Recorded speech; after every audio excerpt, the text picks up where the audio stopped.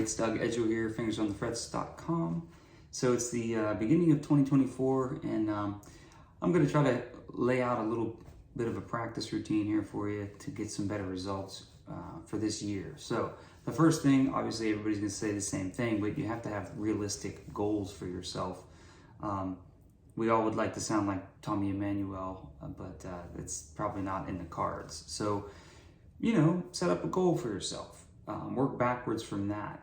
Who do you want to sound like, and how much time do you have to dedicate, per day or month to get to that point? One example, I just had a lesson here at my studio with a guy, and he was asking me, how long should it take me to learn a song? And, he's kind of a later beginner, early intermediate player. And if it's an easier type song and he can strum and sing a little bit, I would say a month for him. Finger picking or something with a guitar solo and things like that, maybe 90 days. So kind of assess your skill level, how much time you have to put into it, and what you're trying to get out of this. And then maybe, set up a goal for yourself. If you're learning a new song, maybe a month or maybe 90 days, and work backwards from there. The second point I have on this PDF, you can download this, by the way, if you need to see it. Have the right gear. So if you want to play Black Sabbath, you don't want to come into your guitar lesson with a Taylor acoustic. So have the right gear for the songs that you're trying to play. Pretty obvious, but you'd be surprised how many people show up with a classical guitar that want to play metal or vice versa. So carve out specific time during the day or the week.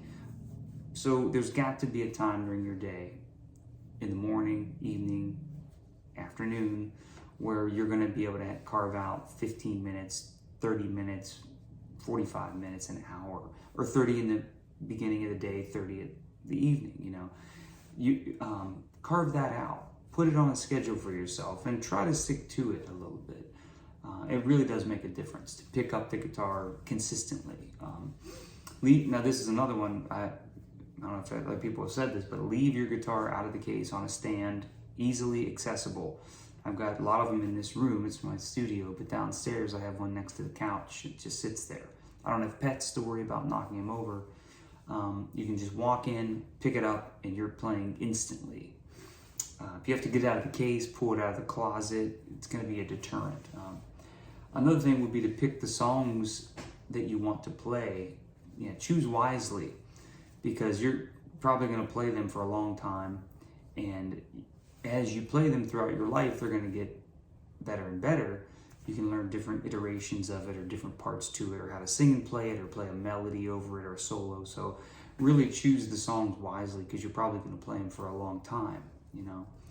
Another thing I really suggest, I've had teachers throughout my career, and I still see a guy out in near Philadelphia periodically. Pick a teacher, online or in person. In person is probably the best option if you can.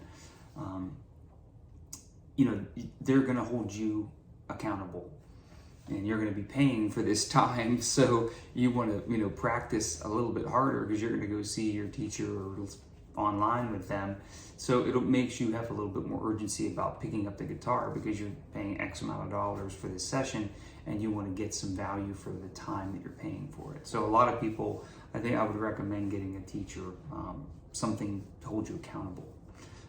Use an iPad instead of having just your papers lying around or in a book. Just put everything in your iPad. There's a great app called Fourscore, Forscore. You can upload all your PDFs in there and use a Bluetooth page turner to go through.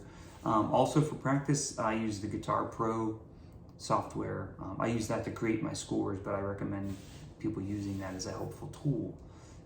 If you don't have that, or you want to go old school, just get a metronome. This is a Korg KD-M2. I don't even think they make this one anymore, but I really liked it. This is sitting on my desk every day. I'll put that on and warm up and play, just to make sure that I'm doing the right thing and gauge my progress. So if I want to play the song at 120 beats, I have to start it at 80 or 90, and to get a certain passage, I can every week move it up from 80 to 90 to 100, 110, 120 is my goal by the end of that month or 2-month period.